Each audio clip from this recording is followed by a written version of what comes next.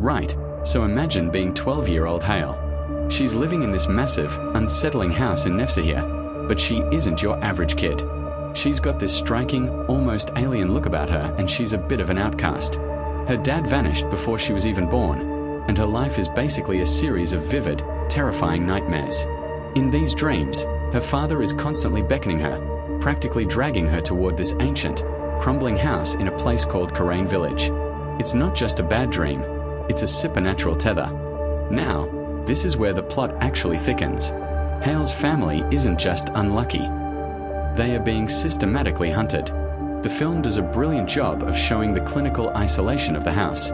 You start to realize that Hale's visions of her father are a trap, a way to lure the entire family back to the site of an old, forbidden ritual.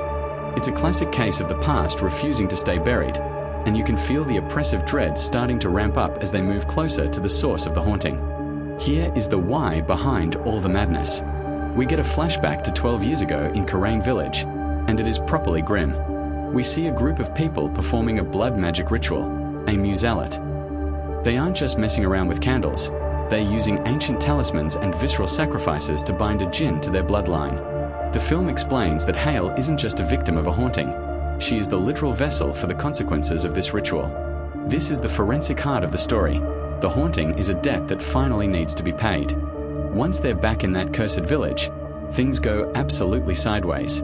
The haunting stops being psychological and starts getting physical. The grandmother's possession is the standout moment here. It's not just a jump scare, it's a full-on bodily invasion. She starts moving in these unnerving, grotesque ways that make your skin crawl. The film is showing us that the Jinn doesn't just want to scare them, it wants to dismantle them from the inside out, turning the people they love into something unrecognizable. Everything culminates in the cellar. In horror terms, the cellar is always where the truth is hidden, and Siccin 5 doesn't disappoint. The family is trapped in this claustrophobic, dark space, and they finally have to face the entity head-on. The cinematography here is brilliant because it makes you feel as trapped as they are. They think they're fighting for their lives, but you quickly realize they're actually part of a much larger, darker design that was set in motion the moment Hale was born. The twist is a massive gut punch. We find out the truth about the father. He didn't just leave, he was the primary sacrifice for that original ritual. He was literally given up to the Jinn to ensure the family's survival, or so they thought.